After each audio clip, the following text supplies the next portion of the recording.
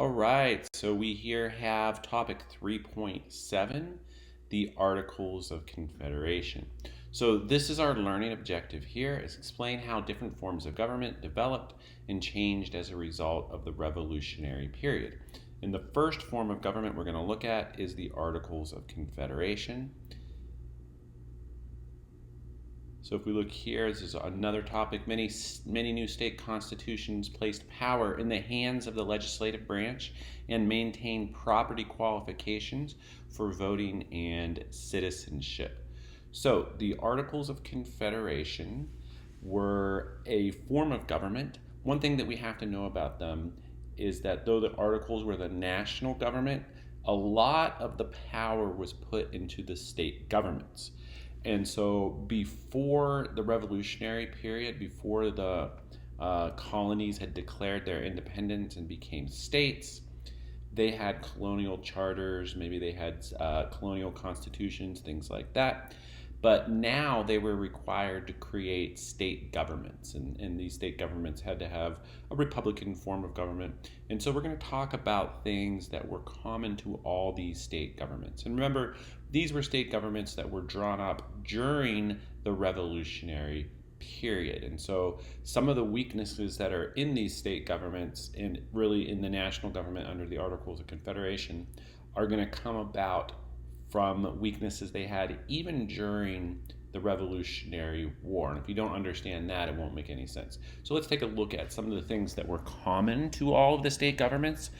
First of all, they balanced a need for law and order with concerns about protecting individual rights. So you could think of, in these state legislatures that were drawing up these state constitutions, two different kinds of people. You're going to have a group of people who are conservatives. These conservatives recognize that there needs to be kind of a strong police power in these states because you might have mobs that would try to rule. You might have mobs of people who would all be able to vote, and you have these wealthy elites, and the mobs of people might create a law that says, well, our state government is going to redistribute the wealth of the wealthy elite to us. And so the wealthy elite might be more conservative. Now, those conservatives who want law and order, on the other side are going to be liberals who want individual rights, and particularly the whole reason that they were rebelling against Britain was because they viewed King George III as a tyrant. Go ahead and reread the Declaration of Independence, which was written right around this time. They did not want to establish a new tyranny in their own state governments that they were setting up. So a couple of things. First of all, when I say that the liberals were concerned with protecting individual rights, liberal, I mean a classical liberal. And the definition of the word liberal has changed. And so this is not what is meant by the word liberal today. A classical liberal in some ways would be very different than a liberal today. So a classical liberal today would be concerned with individual rights. I think a liberal today would still be concerned with that. But one thing a classical liberal would want was limited government, whereas a liberal today would want really big government. Also, a classical liberal would want economic freedom, freedom from things like tariffs, thinking that the market should be able to like laissez-faire, that the market should just be able to do what the market does without a lot of state regulation. And then lastly, a classical liberal surprisingly would be somewhat skeptical of democracy. And we can think about, why would the classical liberal and both the conservative be a little bit skeptical of democracy? One of the reasons is that democracy had never really been tried except for in classical antiquity in places like Rome and Greece. And it didn't, both democracy and republics had never really been tried. So the idea of republic instead of a direct democracy where people can vote on everything would be a republic that the law would be made by representatives of the people. Okay? So now, all of the state constitutions had the following. They had a list of rights and basic freedoms that belong to all citizens. And this would be very similar to something like the Bill of Rights in the US Constitution. Now remember, this is not the US Constitution. The US Constitution that we have now was written in 1787. This was written in maybe 1777 when it was submitted to the states and not ratified until about 4 years later. But let's look at the separation of powers. So you'd have a legislative body whose members were elected, and these elected members would pass laws, an executive, such as an elected governor, who would administer these laws, and a judicial body that would be a system of courts. Now, this idea was very much an Enlightenment idea to have separation of powers. There was a guy called Montesquieu, and I'm probably pronouncing that wrong. That's a French name. He wrote something called The Spirit of the Laws. And here is a quote that kind of exemplifies why these state constitutions would want separation of powers. This is what Montesquieu said in Spirit of Laws, Book 6, Chapter 6. When the legislative and executive powers are united in the same person or in the same body of magistrates, there can be no liberty, because apprehensions may arise lest the same monarch or senate should enact tyrannical laws to execute them in a tyrannical manner. And so basically, if one branch of government, let's say the executive branch, became tyrannical, the legislative branch could put a check on it, maybe by withholding funds from it or refusing to pass laws that were tyrannical. So the separation of powers was very much an Enlightenment idea and was in all constitutions of state governments. Another thing that they all had was that voting rights were defined. Now, while more people could vote in most states than could vote under the colonial charters, it's not like everyone could vote. Far from it. A lot of times only like 5% of people could vote. And in every single case, it was white males, property owners, who could vote. And so now different states had different amounts of property or land that was required for the ability to vote. But the only exception to this, I believe, was New Jersey, and that was until about 1807. It allowed white females who were unmarried or who were widows but were landowners to vote, but they took that away in 1807. Okay, another thing that they all had was if you wanted to be elected to an office, there were greater qualifications. For instance, maybe you had to hold more land or have more money. And so one thing you have to remember is that the founding fathers and the people who wrote these state constitutions were very apprehensive about the idea of democracy. In fact, democracy was kind of, if you called someone a Democrat, like they believed in democracy, that was almost like a slur, because the idea was, well, shouldn't the smart people be the ones who control the government? Shouldn't the people who are well educated, who own property, who have a stake in things, those people are going to choose wise legislators to run the government for everybody else? And if you just allow a mob of people to pick whoever they want, you could have tyranny from below. They would call it the tyranny of the majority. Okay, going on, the Articles of Confederation themselves. So the initial draft was written by a man named John Dickinson, and this was written in 1776. And you may remember John Dickinson from earlier chapters. He wrote something called Letters from a Farmer in Pennsylvania. Actually, he was a lawyer, and Letters from a Farmer in Pennsylvania were these anonymous letters that were published in Britain, talking about things like taxation without representation. Okay, so this is the initial draft, and then it was edited and approved by the Second Continental Congress in November 1777 and submitted to states for ratification. But as I mentioned a little bit ago, it was not ratified right away. And if you look over here, some of the reasons are going to be because of land claims of some of these states. So if you look at Virginia here, this would be kind of like what we recognize as Virginia today, but they claimed land all the way over here and maybe even up into here. And same thing with North Carolina. They're going to claim land over here. Georgia is going to claim land over here. New York is going to claim land up here.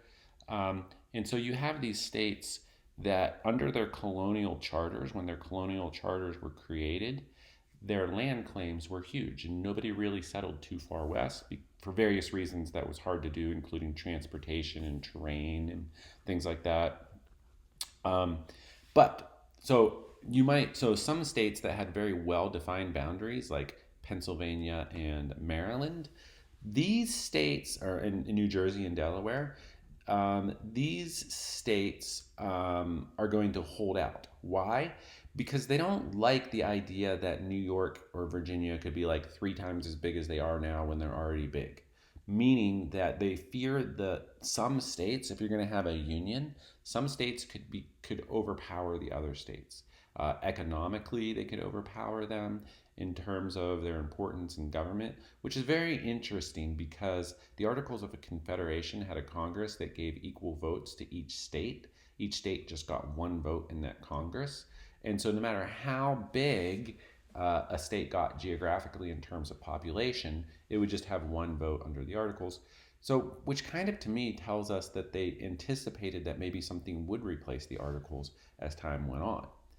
Okay, so what happened was these big states ceded their land claims to the federal government, meaning that they said, okay, we no longer claim, we're Virginia, we no longer claim this area right here. We're ceding it to the federal government, and the federal government can eventually sell it to people and turn it into a state.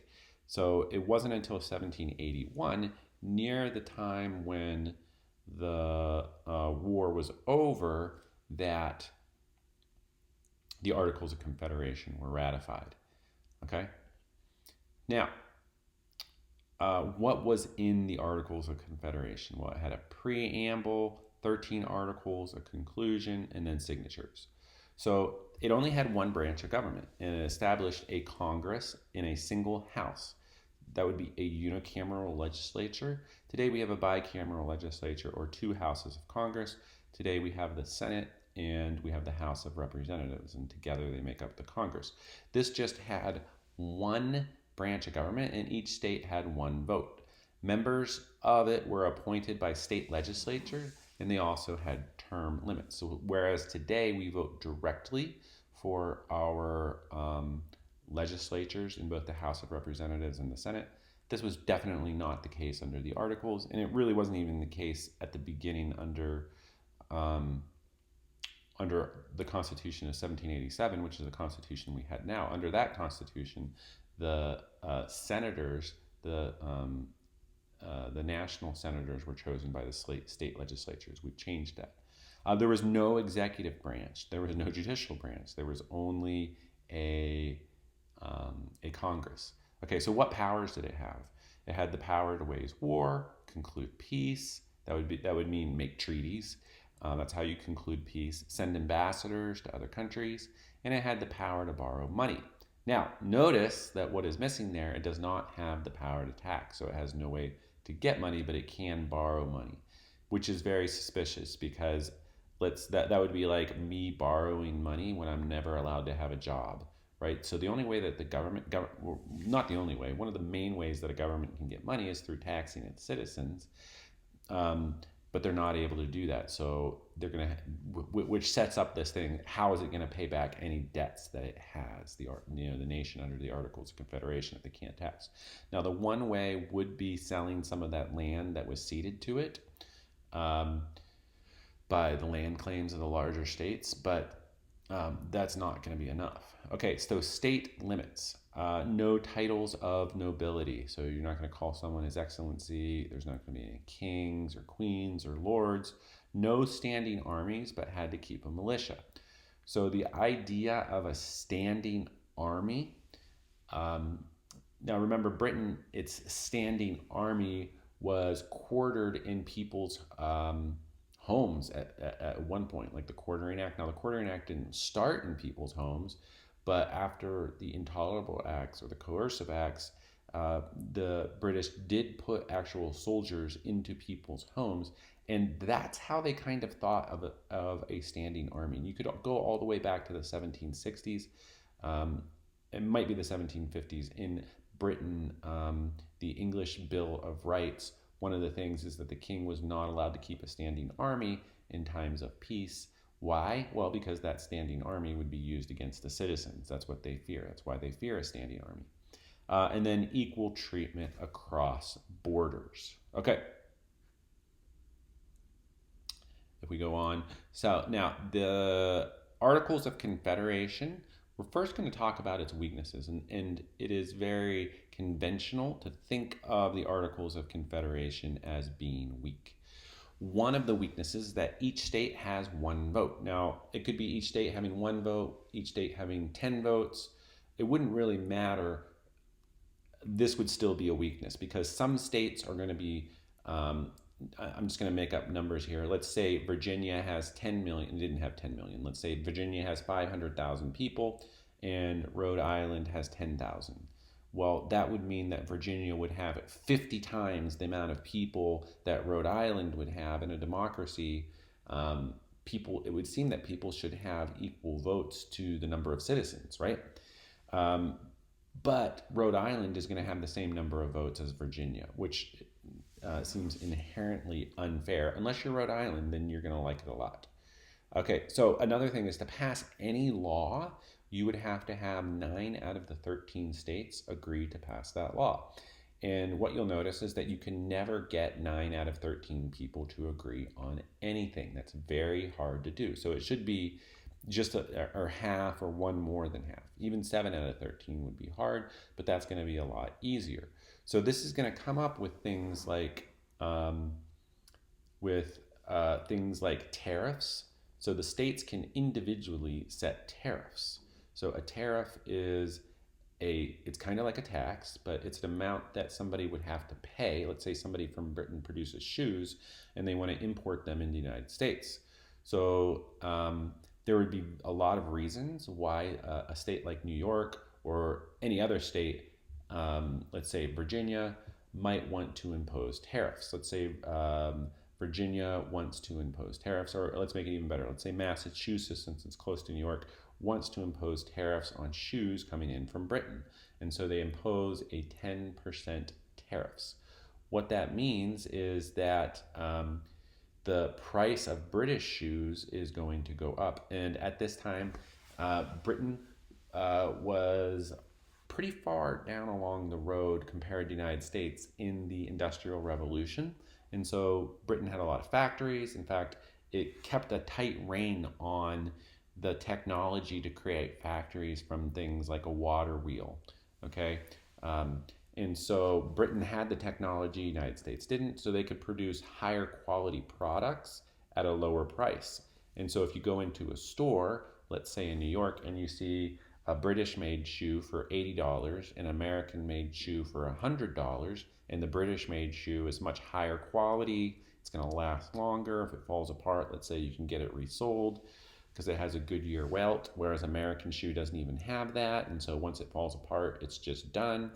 Everybody's going to buy the British shoe, even if we just got done with a war with Britain, because we're not boycotting them at this point.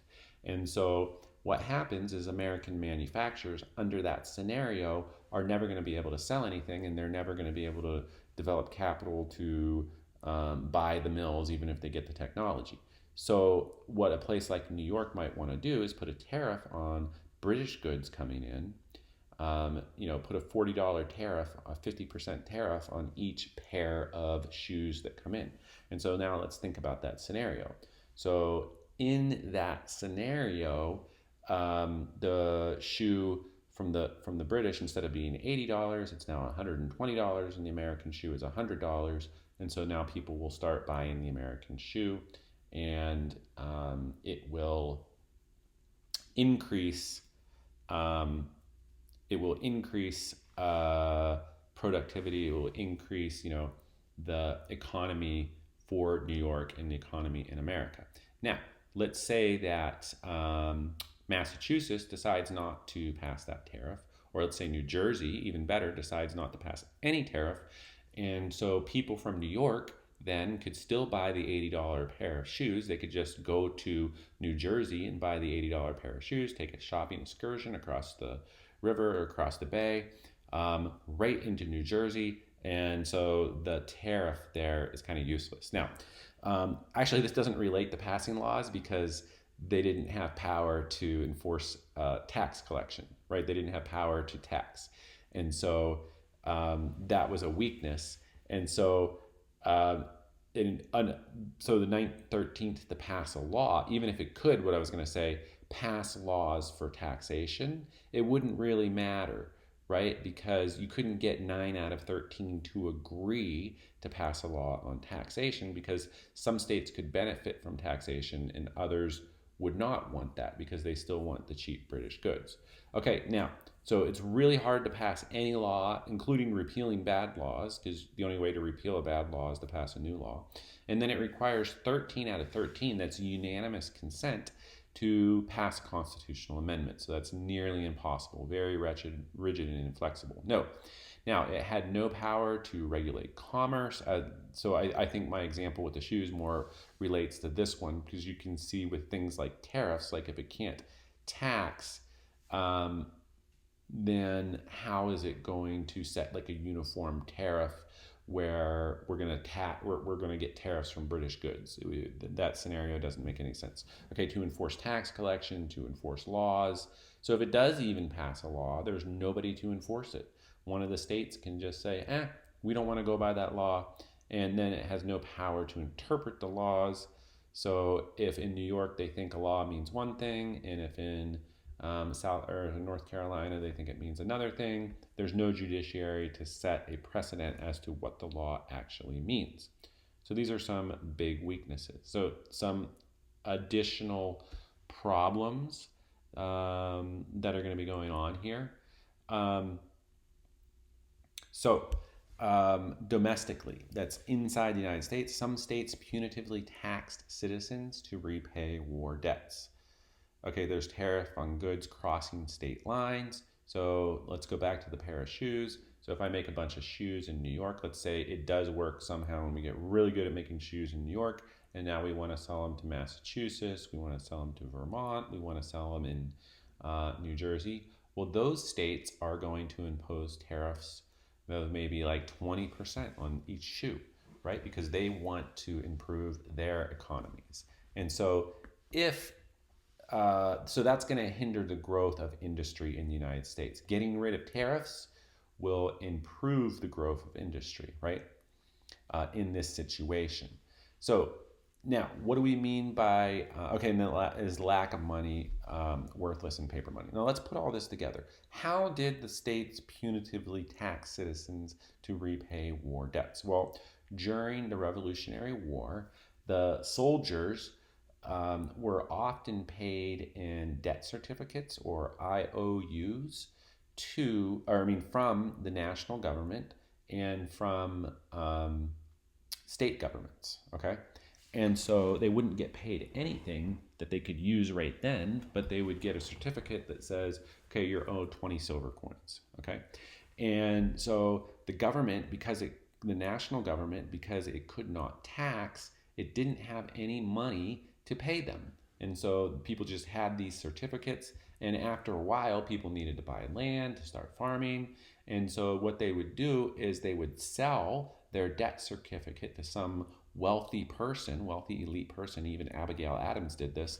She would buy the debt certificate for pennies on the dollar because these people think, well, the government doesn't have any money. They can't pay me, even though I just fought for the government. They can't pay me, and for pennies on the dollar, I'll sell this. Now, it might have been that they had already borrowed money from somebody, from a bank or from a wealthy person, to purchase land, right? And they were waiting for the federal government to pay them back so they can pay back the money to the person that they borrowed to buy their land from to start their farm. And what happens is they think they're never going to get paid back, so they think, well, I might as well get something for it. So they sell it to a wealthy elite person, but it's not enough. They don't get enough for it because the person who's buying these debt certificates, this is very speculative. Okay, they don't know if the government's going to pay it back. Now, eventually, the government will pay it back in full, but that's for another lesson.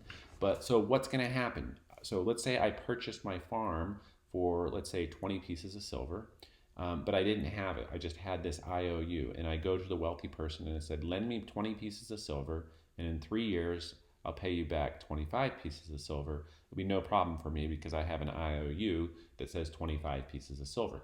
Well, you have to sell it for 5 pieces of silver or 10 pieces of silver, right? And so you have some money, but you don't have enough to repay. And so what happens if you stop repaying the debt that you borrowed for any property? You get foreclosed. Okay, so now this person gets foreclosed. That means their property, their farm, is going to be taken away from them.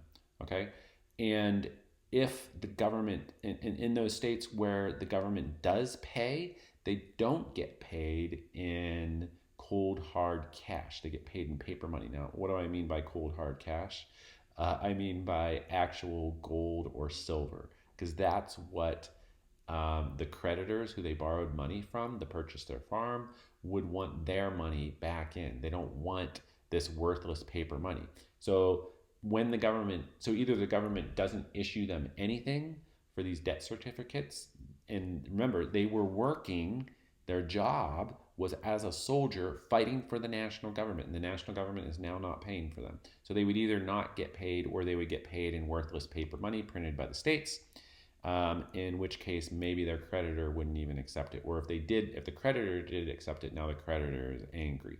So this is going to create domestic problems, big domestic problems, and then also because they're losing their property, right? They're not even going to be allowed to vote anymore if their house is being foreclosed. And so you can imagine that this is going to be a very similar scenario to the one where they rebelled against the British because they said no taxation without representation. These people are going to say, okay, the taxes that the state governments are putting on us, so the states in this situation to make money to pay the IOUs are going to punitively tax the citizens, and the citizens are in this terrible situation where they cannot pay the taxes when we put all that together. So these war debts, and another thing, another reason that besides the IOUs that they're trying to pay back, there were war bonds. And a war bond is the government will say, hey, come and give us, 20 pieces of silver, wealthy person, and in 5 years we'll give you 25 pieces of silver back, and that's a war bond.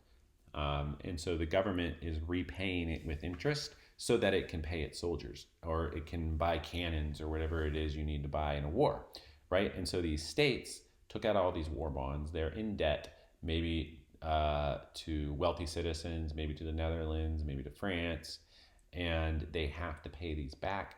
And so they are taxing the citizens who are already suffering under all of the problems that I already said. And it really gets worse. There are some things that are not on here. For instance, you could think, well, isn't there a lot of land out west? Like you could move west of the Appalachian Mountains or something like that and do some homesteading, get some land, grow some crops. The problem with being out west, even the western parts of Pennsylvania would be considered very far west at this point, is that you have no way of getting your produce to a market because maybe it's hilly terrain. You can't really use the Mississippi River because we'll go down here. Spain has closed the Mississippi River. Great Britain refused to send an ambassador for 8 years, and they maintain forts on the western front. So you really can't get out west. And if you remember, before this, the colonists, when they were colonists, before they were states, they were only allowed to trade with Great Britain. And now, after the war, Great Britain has punitively charged really high tariffs for anything the colonists are trying to ship over to Great Britain. And besides that, they stopped all trade with Great Britain for 7 years during the war, 7 or 8 years, I forget how many years it is. And so what happened was, for something like cotton or different things that the colonists were sending over, by this time, people in Great Britain had found other suppliers, maybe in India, maybe in Egypt, something like that. And so they don't actually need the American goods as much as they did before. And so now trade has opened somewhat with Great Britain.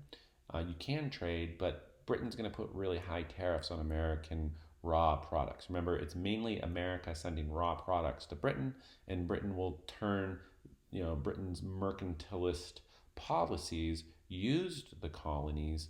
Britain would get raw goods, turn them into processed goods, sell them back to the colonists for a markup, and they had kind of like a captive audience there. So now that the colonists have been cut out from their only trade partner, they have no one to trade with. And so you can feel the pinch that's happening to them. Spain took the Louisiana Territory from France as part of the Paris Peace Treaty, the Treaty of Paris. And so they're guarding the Mississippi River. So that's another thing. So if they do move out west, they can't get their goods back to a market on the East Coast. Maybe they can sail them down the Mississippi River, but no, because Spain is blocking that. France is also demanding repayment of loans. And then over in the Mediterranean, there's pirate ships attacking U.S. ships and demanding payments for safe passage in the Mediterranean because the U.S. does not have a navy. So you can see that all of these things coming together are creating great weaknesses under the Articles of Confederation that could be addressed if you had a stronger central power that could do things like tax and maybe open up a bank and lend out money at interest and do things like that. And so it's not like the colonies, what would I say? People are going to look back at this and think this is not a failure of the economy of the economies, but the lack of central power. Okay, Articles of Confederation. So those were all the weaknesses, but there weren't only weaknesses. There were some accomplishments. The biggest accomplishment was the Treaty of Paris in 1783. So the Treaty of Paris was what ended the war. The war would have ended at the Battle of Yorktown in 1781, but the treaty is not going to be signed until 1783. That was just the last major war there. Okay, so let me see. So here are the accomplishments. We had the Treaty of Paris. First of all, it ended the war. Secondly, we got all of the land going west that Britain had to the Mississippi. Now, Britain didn't actually leave that land. They promised to, but they didn't do everything they said they would do under the Treaty of Paris. So that was one big thing, the Treaty of Paris. The second thing would be the Land Ordinance of 1785. So this could be, if I'm going to come in here and we'll be able to see, this is the Northwest Territory.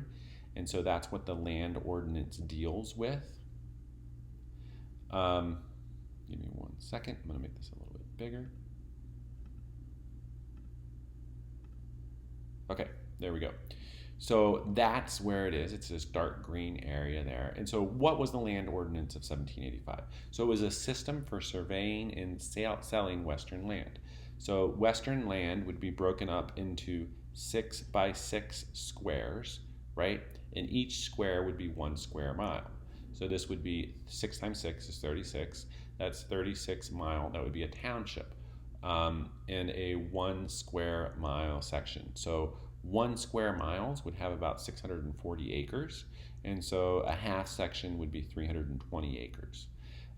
4 sections would be reserved for later sale, and section 16, you could look on here and, okay, where is section 16? You would have to find it on here. That would be reserved for education. And it was not like the education had to happen inside section 16. It's that section 16 could be sold and the money would be used for education. Now, this is one way, we talk about all these weaknesses like the Articles of Confederation powers. We don't see any power to tax. Well, they're going to borrow money. One of the ways they could pay it back was selling land here under the Land Ordinance of 1785. Okay, so they're going to get money through the Land Ordinance of 1785. In the 4 sections that were reserved for later sale, they imagine that as people move out west and take these lands and speculators buy this up, people are going to move out there. And the value of those will go up, so the federal government will be able to make some more money. So the federal government can get money through selling land. That's one way it can get it. Another thing is that the cost of these was prohibitively expensive, so that because they only sold it something, you had to buy like a full square mile, which is 640 acres, which would be $640, which is in today's terms, I think that's like 20 something $1,000.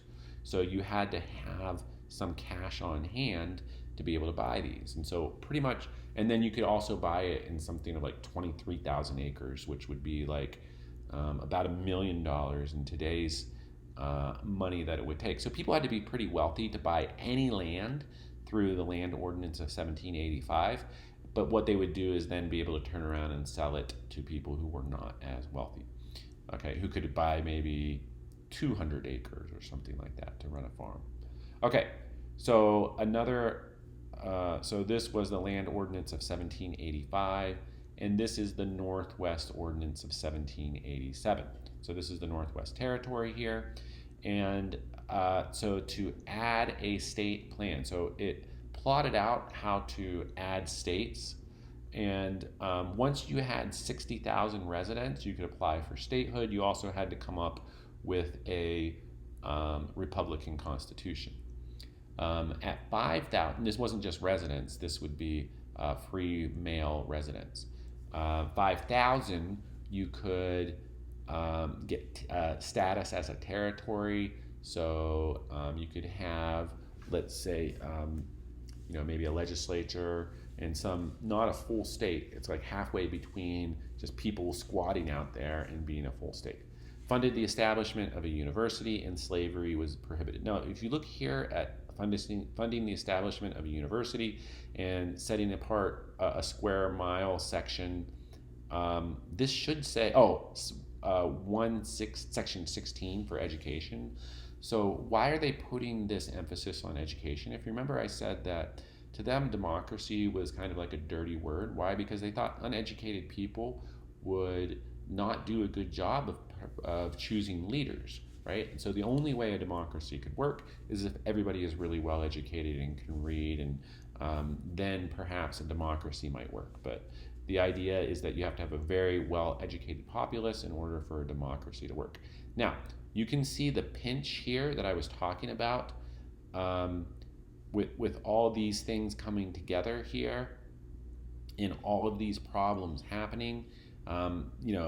Farmers getting evicted from their lands because and they're not even allowed to vote now because they don't have any land. This is going to lead to something called Shays Rebellion. So Shays Rebellion, this is Massachusetts state militia, fired on protesting farmers on high taxes, debt imprisonment, and lack. So there was a guy named Daniel Shay, and he led a rebellion of maybe like 100 people, and they were really wild in western Massachusetts. So they would do things like go to a courthouse, and let's say somebody's farm had been foreclosed because they couldn't repay their creditors. They bought the farm on credit. They had the IOU from the state government or from the national government because of the time that they served in the war, and so now they can't even vote because they don't have any property, and they're owed money and they're being foreclosed on. And so Daniel Shay led a group of about 1,000 people, and they even kind of dressed up as the colonial armies did in some ways, like they'd put pine needles in their hats, which is what colonial armies did and sometimes. And they would do things like go to courthouses, and where these deeds were, they would take the deeds back, and they would do things like that. And so they were eventually defeated, but the problem is it was like it was the creditors who put together a militia. It wasn't even the state militia of Massachusetts. It was the creditors who were owed money. They don't like Daniel Shay because Daniel Shay is like, hey, we're not going to pay you back the money we owe you. So they put together a militia, and then the governor used that militia to put down Daniel Shay's rebellion.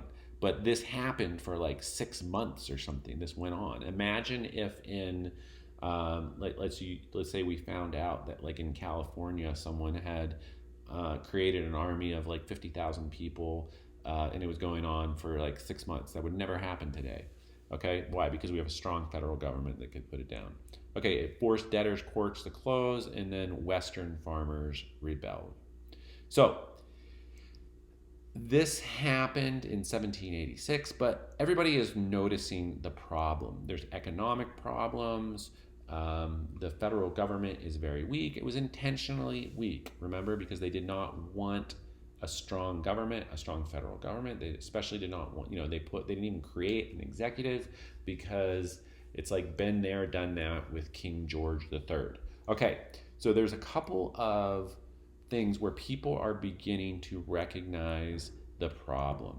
So the first one would be the Mount Vernon Conference. This was Maryland, Delaware, Pennsylvania, and Virginia, and they're mostly going to talk about economic issues, right? So there's going to be things about like navigation and trade rights on the Potomac River. That would be a boundary between Virginia and Maryland, and so both states claimed control of the river and were posing conflicting regulations, leading to difficulties in trade and commerce. Now, the Annapolis Conference, this was New Jersey, New York, Pennsylvania, Delaware, and Virginia. Now, this was again about economic issues facing the new nation, very much about interstate commerce and trade. So the federal government had no authority to regulate commerce between states, and so the states would put tariffs on each other, and there was a lot of trade barriers there. So the outcome, it didn't achieve its goal of addressing interstate trade issues. What they did is they say, we're going to plan another convention to revise the articles in Philadelphia. So the states are getting together, they're talking about these things, and notice they're not talking about these things in the Congress where each state has one vote. That's going to be important to remember. So that's it. That's topic 3.7.